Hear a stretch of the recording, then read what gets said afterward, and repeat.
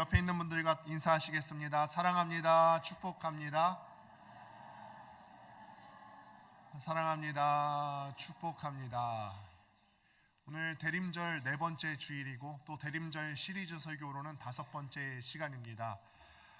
나를 온전케 하기 위해서 오신 예수님이라는 제목으로 하나님 말씀 증거하겠습니다. 오늘 말씀의 내용은 한 나병 환자가 예수님을 만나서 그의 약함이 회복되고 또 온전케 되었다라고 하는 내용인데, 이 말씀을 통해서 우리도 예수 그리스도의 은혜를 함께 경험할 수 있게 되는 시간 되기를 간절히 소망합니다.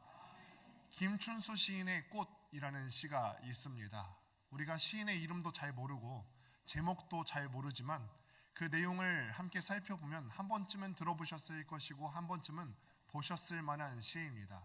이 시는 이렇게 시작합니다. 함께 보실까요? 내가 그의 이름을 불러주기 전에는 그는 다만 하나의 몸짓에 지나지 않았다. 내가 그의 이름을 불러주었을 때 그는 나에게로 와서 꽃이 되었다.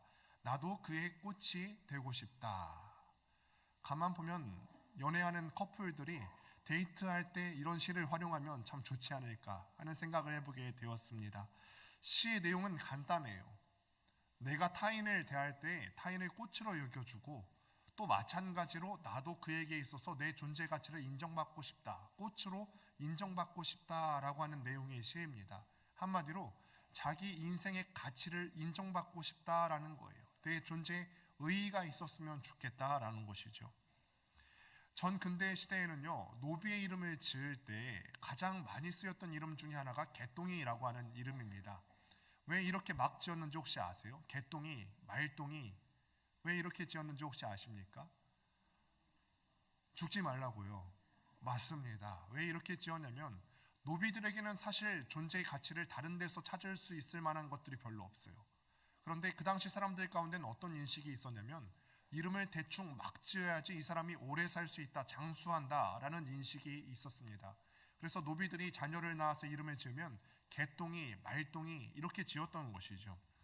노비에게는 인생을 통해서 뭔가 이룰 만한 목적이 없고 그의 인생을 통해서 존재의 가치를 찾아보기가 쉽지가 않습니다. 그저 할 일 없이 네가 오래 살았으면 좋겠다, 그런 소망 가운데 개똥이, 말똥이 이렇게 이름을 지은 거죠. 그런데 여러분은 어떠세요? 개똥이처럼 살고 싶으세요? 나는 다른 인생의 목적 같은 거 다 필요 없습니다. 그저 오래 살기만 원합니다. 개똥이처럼 살기를 원합니다. 아마 그런 분은 없으실 것이고 내 자녀가 그렇게 살기를 원하시는 분은 아무도 없을 거예요. 그래서 요즘은 많은 부모들이 자기 자녀들의 이름을 지을 때 개똥이, 말똥이라고 짓지는 않습니다. 심혈을 기울여서 이 사람이, 내 아들이, 내 딸이 이런 존재가 되었으면 좋겠다, 마음의 소원을 품고 이름을 정성스럽게 짓습니다. 이렇게 사람은요, 인생을 통해서 내 존재 가치를 드러내고 싶은 욕망이 있어요.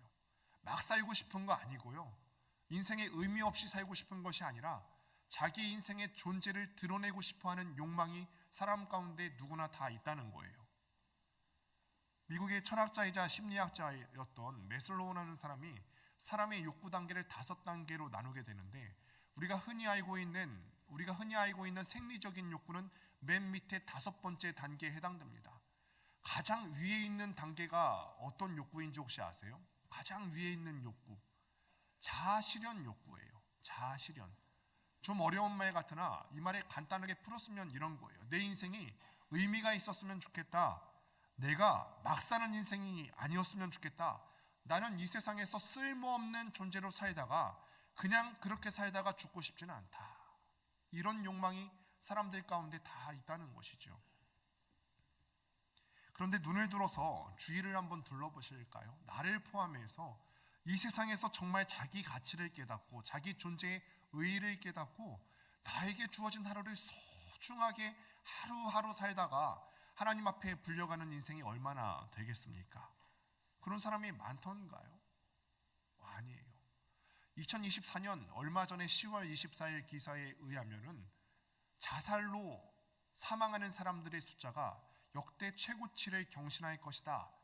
역대 최고치가 15,906명이 나왔습니다.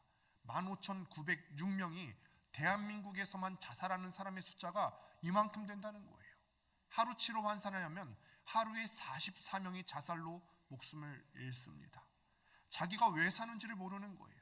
내 존재의 가치를 모르고 내가 이 인생을 더 이상 지속하며 살아가야 되는 이유가 있을까? 왜 사는지 인생을 모르니까 스스로 목숨을 끊는 것입니다. 저는 오늘 이 말씀을 통해서 우리의 가치를 회복시키기 위해서 오신 예수님, 너가 얼마나 소중한 존재인지 깨닫게 되기를 원한다. 우리에게 들려주시는 예수 그리스도의 음성을 이 시간에 들을 수 있게 되기를 간절히 소망합니다. 우리가 함께 보신 마태복음 말씀을 함께 보셨는데, 오늘의 본문은 8장의 말씀인데 그 앞에서부터 계속해서 이어져 오는 스토리가 있습니다. 마태복음 1장과 2장을 보시면 예수님의 족보에 대해서 나오게 됩니다. 예수님은 누구의 후손으로 오셨죠? 예수님은 다윗의 후손으로 오셨어요. 다윗은 왕의 족보입니다. 그렇기 때문에 예수님께서 다윗의 후손으로 왔다는 사실은 예수님께서 왕의 후손으로 와셨다, 예수님께서는 왕이시다라는 것을 증명하고 있는 거예요. 예수님께서 왕으로 오셨기 때문에 왕은 대관식을 해야 되잖아요. 그래서 마태복음 3장을 보면은 왕이신 예수님께서 대관식을 펼치는 장면이 나오게 되는데, 예수님께서 세례 요한에게 세례를 받으실 때 하늘의 문이 열리고 성령께서 그의 위에 임하셨어요. 이것이 예수님의 대관식이었죠. 예수님께서 왕으로 오셨고 대관식을 치르셨기 때문에 예수님께서는 이제는 이 땅의 거짓 왕으로 군림하고 있었던 사탄과 나가서 전쟁을 벌이셔야 했습니다. 그래서 마태복음 4장을 보면은 예수님께서 성령에 이끌려서 광야로 나가셔서 거짓 왕인 사탄과 싸워서 이기셨다라고 하는 기록이 나옵니다.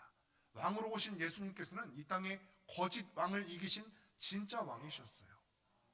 그 다음 5장, 6장, 7장 말씀을 함께 살펴보시면은 예수님께서 하나님 나라의 헌법에 대해서 설명을 하십니다.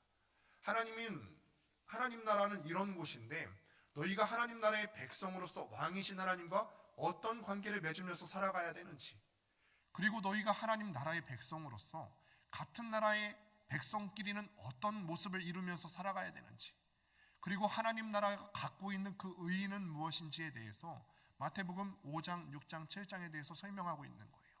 그리고 오늘 본문 말씀이 8장으로 이어지게 되는데, 오늘 본문 8장 첫 구절에 보시니까 이런 말씀이 나옵니다. 함께 읽어보도록 하겠습니다. 시작. 예수께서 산에서 내려오시니 수많은 무리가 따르니라. 아멘. 예수님께서 산에서 내려오시니 수많은 무리가 따르니라. 앞선 본문들을 보시게 되면은 예수님께서 산에서 올라가실 때 많은 무리들이 아니라 무리들이 따라갔다라고 기록을 하거든요. 그런데 내려오실 때는 하나가 수식어가 더 붙게 돼요. 수많은 무리가 예수님을 따라왔다. 산에는 사람들이 사실 쉽게 접근하기가 어려운 거예요. 제가 우스갯소리로 우리 교역자, 새로 오실 교역자들과 함께 등산을 같이 갔으면 좋겠다 라고 얘기를 했더니 옆에서 저희 아내가 그래요. 진짜 갑질이다 그거는. 우리 그 교역자들은 그런 걸 원하지 않을 수 있거든요. 산은요, 이렇게 좋아하는 사람이 있는가 하면 보통 많은 사람들이 등산을 어려워하는 분들이 많이 계시죠. 그런데 산은 이렇게 사람들이 쉽게 접근하기가 어려운 곳이에요. 그런데 예수님께서 그 말씀의 권능이 있고 가시는 곳마다 치유 역사가 일어나고 하나님의 참된 말씀이 선포되다 보니까 그 접근하기 어려운 산에도 수많은 사람들이 몰려들어서 올라갈 때는 무리들이 올라갔지만 내려올 때는 수많은 무리들이 따라온 줄로 믿습니다. 수많은 무리들이 함께 내려오셔야 되는 그런 상황입니다. 그렇게 내려오시는 중에 바로 한 사람이 눈에 띄게 됩니다. 어떤 사람이냐면 한 나병 환자가 나와 절하며 이르되. 수많은 무리들 가운데 예수님의 시선을 사로잡았던 한 사람, 바로 나병 환자였습니다. 이미 우리가 나병 환자에 대해서는 많이들 알고 계실 것입니다. 나병 환자는 하나님의 저주를 받은 사람이라고 여겨졌어요. 그래서 부정한 사람으로 여겨졌기 때문에 가족들과도 함께 살 수가 없었지요. 그 병이 낫기 전까지는, 그 병에서 완전히 노임받고 회복되기 전까지는 사람들 무리로 돌아가서 살 수가 없었고 가족들과 함께 살 수가 없었어요. 그런데 여러분, 이 말을 잘 생각해 보십시오. 이 말이 무슨 뜻이죠? 나병이 한 병 걸리면은 낫습니까? 평생도록 낫기가 쉽지 않은 병이 바로 문둥병, 나병이에요. 한마디로 나병이 한 번 걸리면은 평생 동안 가족과 함께 살 수가 없었다. 사람들 무리에서 함께 살 수가 없었다. 이 사회적인 존재인 한 인간이 사회로부터 격리돼서 사회적인 죽음을 맞이하게 되었다. 살았으나 죽은 목숨과 같이 되었다. 사람들과 함께 살 수가 없어서 깊은 산속에 들어가서 살거나 동굴에 거처를 두고 살아야만 했던 사람들이 바로 나병 환자였어요. 혹 사람들이 나병에 걸린 줄 모르고 자기한테 가까이 오면은 그 사람에게 내 부정이 옮겨질세라 크게 외쳐야만 되는 거죠. 나는 나병 환자입니다. 나는 하나님께 저주를 받은 사람이에요. 나에게 가까이 오시면 안 됩니다. 이렇게 외쳐서 자기 자신을 드러내야 되는 사람이 바로 나병 환자예요. 저는 이 말씀을 보면서 이런 생각을 해봤어요. 내 자식이 나병에 걸렸으면 내 마음이 어떨까? 내 자식이 나병에 걸려서 사람들이 가까이 오면은 자기에게 있었던 그 부정이 옮겨질세라 자식이 그렇게 외치는 거예요. 나는 나병 환자예요. 나는 하나님의 저주를 받은 사람이에요. 나에게 가까이 오지 마세요. 자식이 그러는 거를 부모가 어떻게 보죠? 나병 환자의 가족들이 그 나병 환자를 그렇게 보지 않았을까? 그렇게 보지 않았을까? 만약 이 사람이요 법을 깨고 일반인들에게 가까이 가게 된다면 일반인들은 그를 돌로 쳐서 죽일 수도 있었습니다. 공교롭게도 예수님께서 산에서 내려오실 때 아까 살펴보았듯이 수많은 무리들이 예수님을 따라서 내려왔다 기록합니다. 수많은 무리들이 예수님이 움직이기도 쉽지 않을 만큼 많은 무리들이 예수님을 애워쌉니다. 그렇기 때문에 예수님 옆에 수많은 사람들이 함께 몰려드는데 나병 환자가 그들 앞에 나아가게 된다면 드러나게 된다면 목숨을 잃을 수도 있는 그런 상황입니다. 그런데 이런 상황 가운데서 자기가 목숨을 걸고 예수님께 나아갑니다. 어떻게 이 사람이 예수님께 목숨 걸고 나올 수 있었을까? 예수님께 어떻게 자기의 모든 것을 다 걸고 나올 수 있었을까? 남들이 경멸할 수도 있어요. 이런 더러운 사람이 여기 왜 왔어? 나한테 닿으면 부정해질 수도 있는 그 사람, 너 대체 여기 왜 나온 거야? 너 죽을 수도 있는 거 알아 몰라? 그런데 목숨 걸고 나왔어요. 왜 왔을 것 같으세요? 그런 두 가지를 정확하게 알았어요. 첫 번째로는 나의 심각함이 어떤지를 알았어요. 내 나병 환자, 이 나병을 얼마나 심각한 병인지 명확하게 인식했고, 두 번째로는요, 예수님에 대해서 알았어요. 이렇게 심각한 병이라도 내가 예수님을 만나면 고칠 수가 있다. 예수님께 오면 살 수 있다는 걸 알았습니다. 그런데 반대로요, 이런 경우도 있죠. 몸이 아픈데요, 마음이 아픈데 내 영혼에 심각한 질병이 있는데 예수님께 나아가지 않는 사람들이 있어요. 왜 그렇죠? 왜 그렇죠? 첫 번째로는 내가 얼마나 심각한 상태인지 몰라요. 내 몸에 든 병이 얼마나 심각한 상태인지 모르고, 내 마음에 있는 상처가 얼마나 심각한지 모르고요, 내 영혼의 상태가 어떠한지를 알지 못해요. 그러니까 예수님께 나아갈 수 있을 만한 이유를 찾을 수가 없는 거죠. 두 번째로는 예수님에 대해서 알지 못해요. 예수님께서 과연 나의 상태를 해결해 주실 수 있을까? 내 죄가 얼마나 깊은데 그걸 몰라요. 그래서 예수님께 못 나갑니다. 그런데 예수님을 알면 마땅한 태도가 하나 생기게 되는데, 예수님을 아는 성도들의 태도는 어떤 것이냐면 예수님 앞에 나와 절하며 이르되, 예수님 앞에 절하면서 아뢰는 것이죠. 예수님을 알면 뛰어나오게 되어 있습니다. 그의 권위 아래 납작 엎드려지게 되어 있습니다. 그의 권위 안에 엎드리는 거예요. 그러면서 고백하기를, 주님, 내 상태가 지금 심각해요. 나에게는 지금 병든 몸이 있고요, 내 영혼에는 상처가 있고요, 내 마음에는 남들이 핥힌 그런 생채기들이 많이 있어요. 내가 이렇게 심각한 상태입니다. 이렇게 고치고 손 내밀게 될 텐데, 여러분은 지금 어떠세요? 주님 앞에 지금 나아가고 계십니까? 수많은 무리들이 주님을 애워싸고 있고요, 내가 거기에 가까이 갔다가는 사람들로부터 돌을 맞을 수도 있는데, 그럴지도 모르지만 그럼에도 내가 예수님을 알기 때문에, 내 영혼의 심각한 상태를 알기 때문에, 내 몸의 병든 상태를 알고 있기 때문에 예수님께 나아가고 계십니까? 우리가 질문해야 되는 거죠. 이 나병 환자가 그리고 겨우 힘을 내서 말합니다. 2절 말씀 같이 한번 읽어보겠습니다. 함께 읽습니다. 시작. 한 나병 환자가 나와 절하며 이르되 주여 주여 원하시면 저를 깨끗하게 하실 수 있나이다 하거늘. 아멘. 여러분 이 말씀 보시면요, 목숨 걸고 나온 사람 치고는 좀 여유 있어 보이지 않으세요? 주여 원하시면 저를 깨끗하게 하실 수 있나이다. 원하시면 저를 깨끗하게 하실 수 있나이다. 목숨 걸고 나왔으면 다급하게 외쳐야 되는 거 아니에요? 주여 나를 고쳐주세요. 주님, 내가 사람들한테 내 병이 발각되면 내가 죽을 수도 있는데 사람들에게 내가 발각되기 전에 나를 고쳐주십시오 해야 될 텐데 왜 이렇게 조심스럽죠? 원하시면 깨끗하게 하실 수 있다니, 이게 아마 나병 환자가 정중하게 예의를 갖추는 말일까요? 그거는 아닌 것 같아요. 아마 이는요, 그는 평생에 가족들에게 뭔가 요청해 본 적이 없는 사람일 겁니다. 가족들과 따로 떨어져 살았다 보니까 자기가 사랑을 마음껏 받았어야만 되는 사람임에도 불구하고 부모님에게도 이거 해주세요, 어렸을 때부터 그랬겠죠, 저거 해주세요, 이렇게 한 번도 요청해 본 적이 없을 거고, 사람들로부터 격리돼서 살다 보니까 사람들의 도움이 필요할 때도 뭔가를 요청해 본 적이 없었던 그런 사람일 것입니다. 태어난 게 저주예요. 태어난 게 저주로 여겨졌던 그런 사람입니다. 그런 사람이 누구에게 뭘 부탁합니까? 내가 마음에 소원이 있어서 뭘 부탁해도 거절할지 몰라요.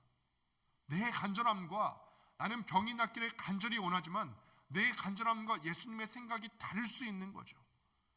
깊은 거절감과 아픔을 가지고 애둘러 말하죠. 속은 안 그래요. 속은 정말 간절해요. 주님, 저를 제발 좀 고쳐주세요. 주님, 바로 좀 고쳐주세요. 저 같은 인생도, 원하시면 저 같은 인생도 깨끗하게 하실 수 있습니다. 속은 그렇게 원하지만 그렇게 말하는 법을 몰라요. 이게 얼마나 깊은 아픔입니까? 그런데 이 사람은 예수님 앞에 나왔습니다. 예수님의 이에 대한 대답은 한결같습니다. 우리 3절 말씀 같이 한번 읽어보도록 하겠습니다. 시작. 예수께서 손을 내밀어 그에게 대시며 이르시되 내가 원하느니 깨끗함을 받으라 하시니 즉시 그의 나병이 깨끗하여진지라. 아멘. 예수님은 항상 이런 분이시죠. 굳이 손을 대십니다. 정결규례에 의하면요, 깨끗한 사람이 부정한 사람의 손에 손을 대면요, 그 사람도 그 부정이 옮겨진 것으로 간주가 됐어요. 그런데 예수님께서 굳이 손을 대셔야만 그렇게 치료하실 수 있었을까요? 굳이 손을 대셔야만 했을까요? 굳이 율법을 어기고 손을 대셔야만 했을까? 말씀으로만 하셔도 충분했을 텐데요. 그래, 나는 네가 낫기를 원해, 내가 손을 대지 않고도 내가 말하노니 너는 나을지어다, 이렇게 말씀으로만 해도 되셨을 텐데 왜 굳이 법을 어기면서 손을 대셨을까? 간단해요. 나병 환자의 필요를 아셨기 때문에 그렇죠. 그는 병에, 이 몸에 든 병도 문제였지만 그 마음에 정말 소원했던 거, 따뜻한 사랑을 한 번이라도 받아봤으면 좋겠다.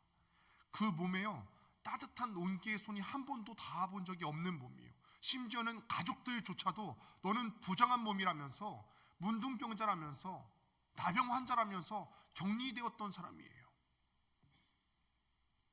그 사람은 자기 스스로 자기의 환부를 보면서 스스로 또한 생각했을 겁니다. 나는 하나님께 저주를 받아서 이렇게 되었어. 나는 저주받은 몸이야.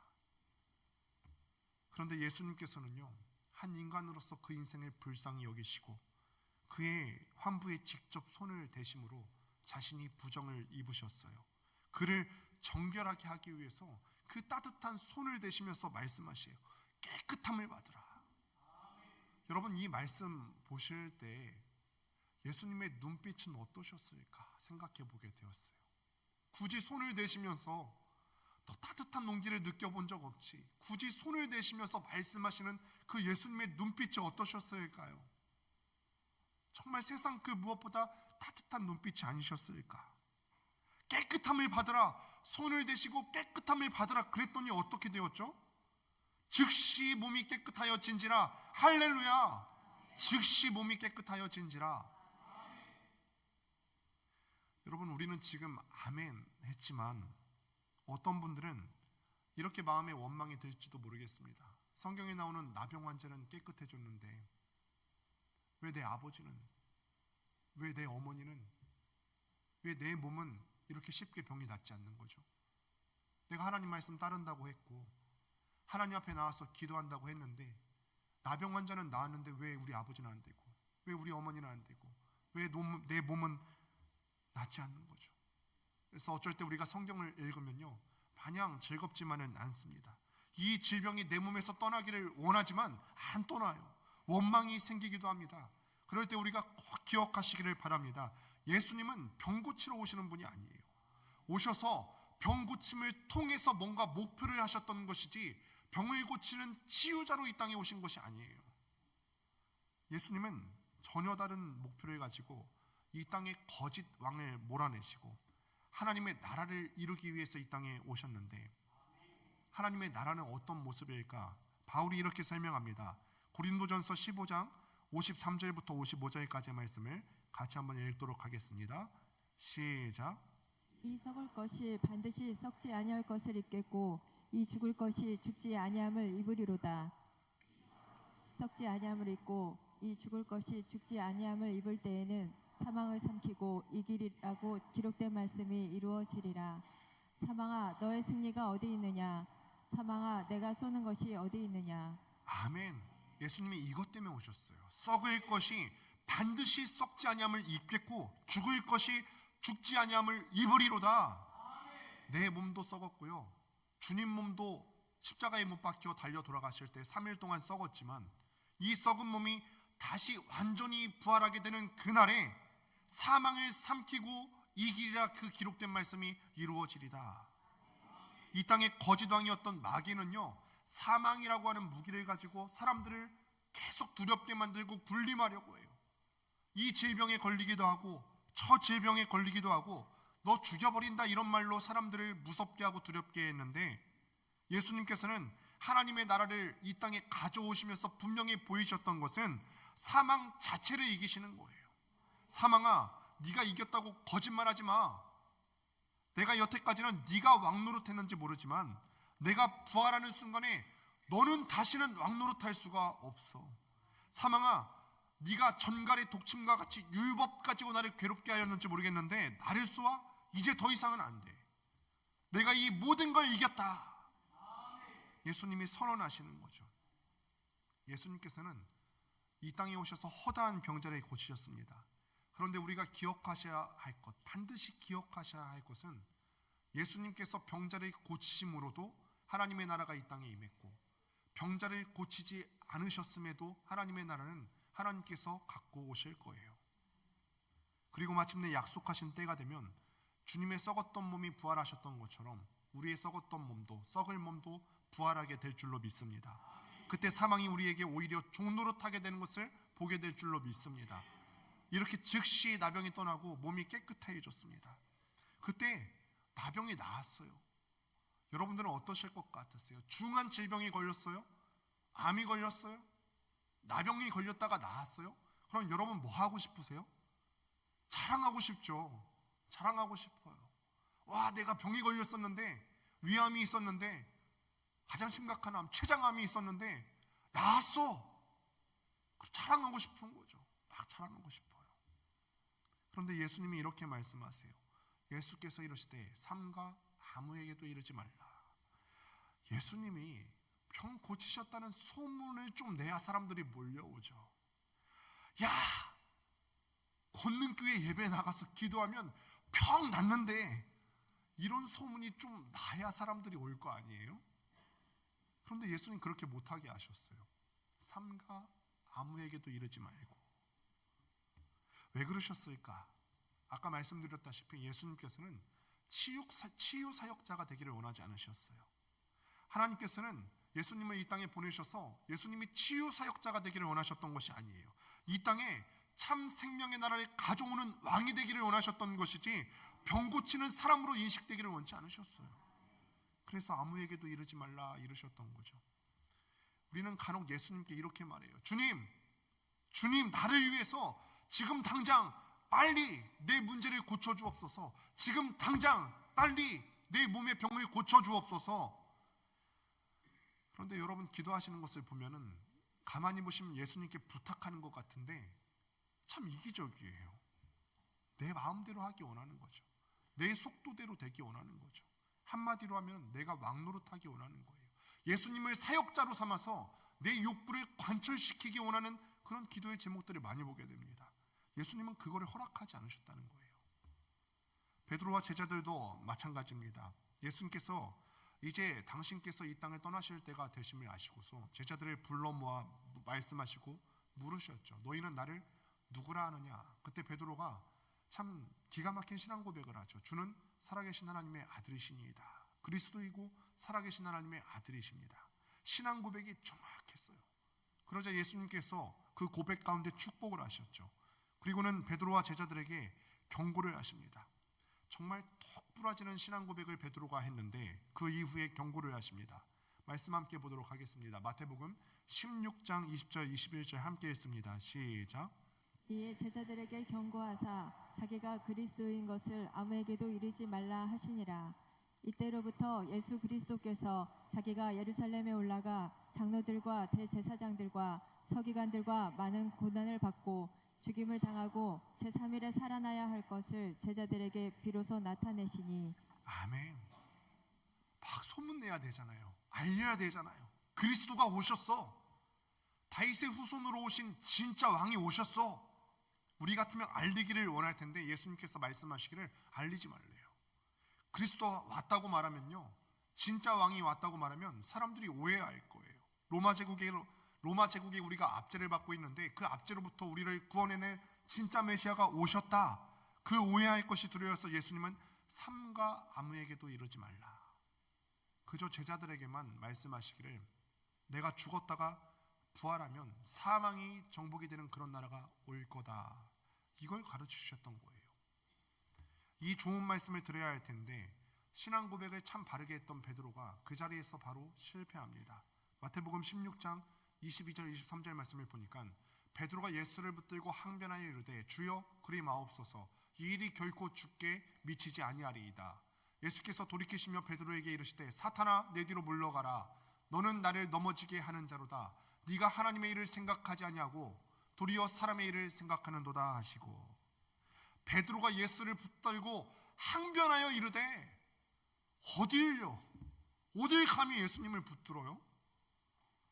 입술로 신앙 고백은 잘했는데 입술로는 예수님께서 왕이시고 하나님의 아들이다, 그 높으신 하나님의 아들이다 고백했는데 어딜 감히 그 하나님의 아들을 붙들어요?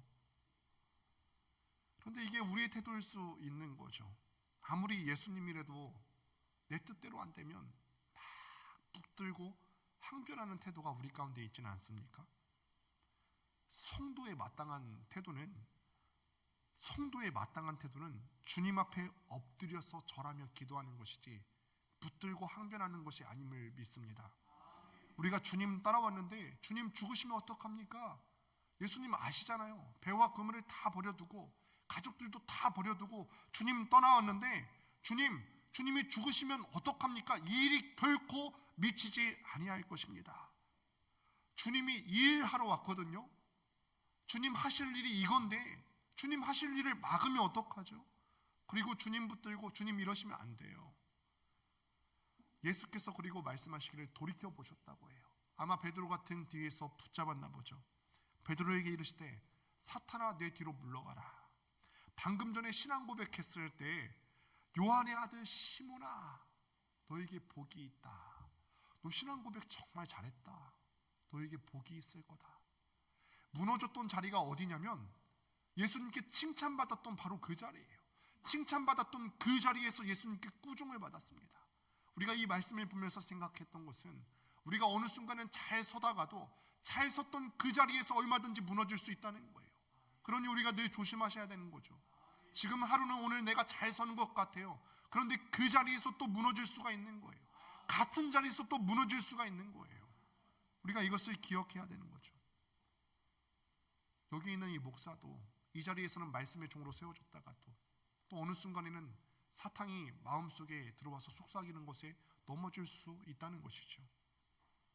베드로는 신앙 고백을 할 때 자신 스스로의 능력으로 그 스스로의 지혜로 예수님을 알아서 신앙 고백한 게 아니에요. 내 아버지께서 알게 하셨다. 그 안에 성령이 계시면서 베드로를 고백하게 하신 거예요. 그런데 지금 베드로의 마음 가운데 역사하는 것은 성령의 붙들림 받아서 역사하는 것이 아니라 사탄이 역사하는 것입니다. 가정에서, 교회에서, 내가 있는 직장에서 다 하나님의 영광을 위해서 위한다고 말하지만 내 마음의 중심을 잘 보셔야 되는 거죠. 내가 정말로 주님의 인도하심을 받아서 얘기하는 것인지, 내가 정말로 성령의 인도하심을 받아서 말하고 행동하고 생각하는지, 아니면 사탄의 인도하심을 받는지, 사탄의 인도함을 받는지 우리가 잘 알지 못합니다. 그러니 우리가 늘 조심하셔야 될 줄로 믿습니다. 다시 한번 말씀 볼까요? 네가 하나님의 일을 생각하지 아니하고, 베드로가 정말로 끔찍하게 하나님을 생각하는 것 같죠. 끔찍하게 예수님 생각하는 것 같죠. 그런데 예수님께서 말씀하시기를 네가 하나님의 일을 생각하지 아니하고, 열정 다했는데 주님께서 말씀하시기를 너 지금 하나님의 일 한 거 아니야, 도리어 사람의 일을 생각하는도다. 자꾸 사람 일 하면서 자기 만족하려고 교회 일하면서 하나님께 영광 돌린대요. 그래서 마음의 중심을 잘 보셔야 되는 거예요. 교회 봉사하면서 사람 눈에 띄려고 하셔는 안 되고, 이거 하면서 그래 내가 신앙 수준이 이 정도는 되지, 자기 만족하려고 교회 봉사하시는 거 아니고요. 하나님 마음에 붙들려서, 하나님의 성령에 붙들려서 봉사하시고 섬기셔야 될 줄로 믿습니다. 그런데 이게 우리라는 거죠. 우리가 정말 조심하고 계십니까? 주님 앞에 조심하고 계십니까?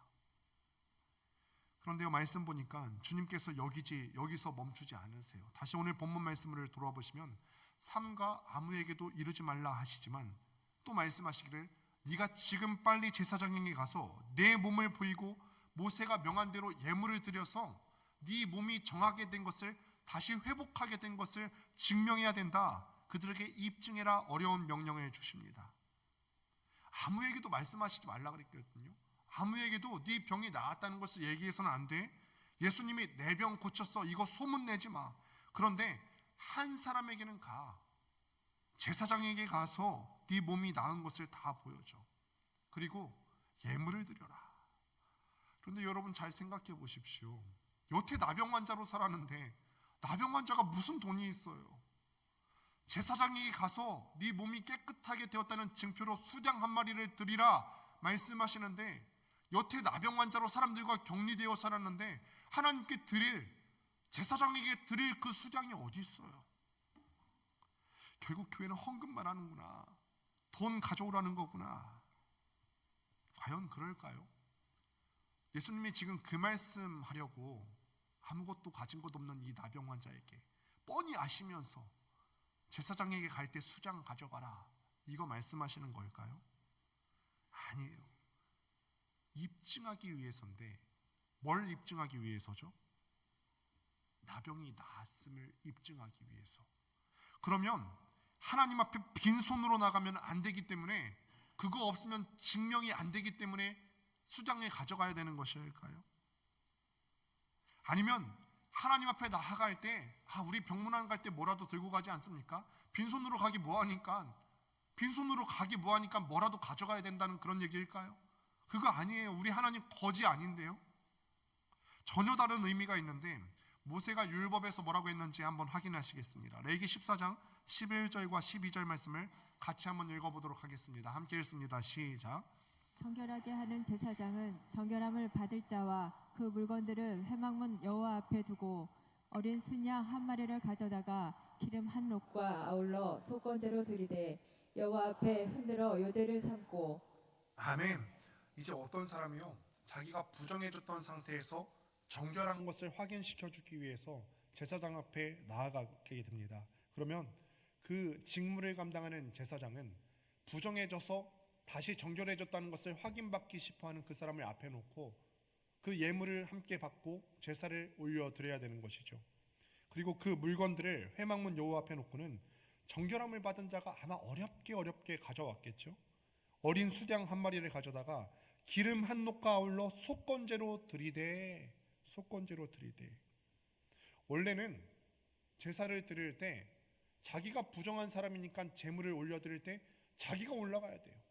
자기가 제물이 되어서 하나님 앞에 제사를 드려야 되는 거죠. 그런데 그렇게 되면 그 예물 드리는 사람이 죽을 수밖에 없으니까 자기 자신을 하나님 앞에 제물로 드리는 대신에 수양 한 마리를 하나님 앞에 올려드리게 되는 거죠. 그러면 이 제사를 통해서 이 사람이 깨끗하게 되었다라는 것을 입증해 주는 거예요. 그런데 제사의 내용은요, 속건제, 그러니까 더러웠던 사람이 깨끗하게 되는 것을 속건되었다 이렇게 얘기하는 건데, 제사의 내용은 속건제인데 제사의 방식 하나를 오늘 함께 보신 말씀에서 설명하는데, 여호와 앞에 흔들어 요제를 삼고, 원래 이 사람을 예물로 드려야 돼요. 이 더러운 사람을 예물로 드려야 돼요. 그런데 이 사람을 제물로 드릴 수 없으니까 양 한 마리를 드리는데, 그 양 한 마리를 하나님 앞에 드리는 방식이 요제여야 된다. 요제할 때 요자는 흔들 요자를 씁니다. 흔들 요자. 제물을 앞에 놓고 흔들어서 드리는 방식이, 앞뒤로 흔들어서 드리는 방식이 바로 하나님 앞에 요제로 드리는 방식이었습니다. 제사장이 그 부정했던 인생이 가져온 수당 한 마리를 앞뒤로 흔들어서 막 흔들면서 요제로 제물을 드립니다. 그러면서 이 예물 의식 가운데는 이런 내용이 포함되어 있는 거죠. 원래 누가 올라가야 된다고요? 부정했던 사람이 올라가야 돼요. 비루했던 내 인생이 올라가야 돼요. 비참했던 내 인생이 올라가야 돼요. 나병 환자가 올라갔어야 되는 거죠. 주님, 이 부정한 자가 주님 앞에 올라갑니다. 주님, 이 부족하고 온전하지 못한 사람이 주님 앞에 올라갑니다. 그러면 내리면서 주께서 다시 이 땅에 생명을 보내주셨습니다. 주님, 내가 주님께 올려드리는 것은 이 부정한 인생을 올려드리는데, 이 완전하지 못한 인생을 주님 앞에 올려드리는데, 그걸 주님께서 받으시고 이 땅에 다시 내려보내실 때에는 온전하게 된 채로 내려보내 주신다는 거예요. 여러분, 이 나병 환자는 가족과도 같이 못 살던 그런 인생입니다. 사람들 사이에 같이 있을 수 없었던, 늘 거절감 받던 그런 인생이에요. 그런 인생이 지극히 높으신 하나님 앞에 자신을 요제로 올려드립니다. 주님, 내가 올라갑니다. 이 부정했던 인생이 올라갑니다. 이 병든 몸이 올라갑니다. 내 마음의 상처를 주님께 올려드립니다. 그러면 하나님께서는 그 마음을 받으시고, 이 지저분한 인생이, 부정한 인생이 자신에게 온 것을 기쁘게 받으시고 다시 내려보내실 때는, 너는 다 깨끗해졌어, 너는 다 회복됐어, 다시 내려보내세요. 이게 요제입니다. 그렇습니다. 나병 때문에 이 나병 환자는 가족들 사이에도 못 있었고 사람들과 가까이 지낼 수도 없었어요. 그런데 이 나병을 통해서 우리는 지극히 거룩하신 하나님 앞에 나갔고 그의 파송을 받은 제자가 된 줄로 믿습니다. 우리가 얼마나 많은 사람들을 그렇게 비난했어요. 너는 지저분한 사람, 나랑 같이 할 수 없는 사람, 얼마나 많이 욕했습니까? 그러나 우리 주님께서는 그렇게 하지 않으셨어요. 나병 환자가 가까이 나와왔을 때, 너는 지저분한 사람이 왜 나에게 오니? 너는 흠이 많은 사람이 왜 나에게 오니? 너는 조건이 안 되는데 결격 사유가 있는 사람인데 왜 나에게 오니? 이렇게 말씀하지 않으셨어요. 가장 지저분한 나병 환자에게까지도 하나님 앞에 자신을 제물로 올리고 자신을 예배자로 세울 수 있는 복을 우리에게 주신 줄로 믿습니다. 우리에게도 같은 복을 주실 줄을 믿습니다. 말씀을 맺습니다. 나병 같은 끔찍한 병에 걸려 계십니까? 내가 어떻게 해볼 수 없는 죄에 빠져서 비루한 인생을 살고 계십니까? 나는 정말로 사람들 앞에 가치 있는 인생을 살고 싶고 존재 의의가 있는 인생을 살고 싶은데 뜻대로 안 되십니까? 사람들은 지저분하다고 나와 같이 있고 싶어 하지 않아도 예수님께서는 우리를, 이 지저분한 인생을, 이 비루한 인생을 하나님 앞에 올려드리기를 원하세요. 예수님은 그것 때문에 이 땅에 오셨어요. 우리 예수님을 기다리면서 우리는 자꾸 예수님께서 이 땅에 왜 오셨는지 잊어요.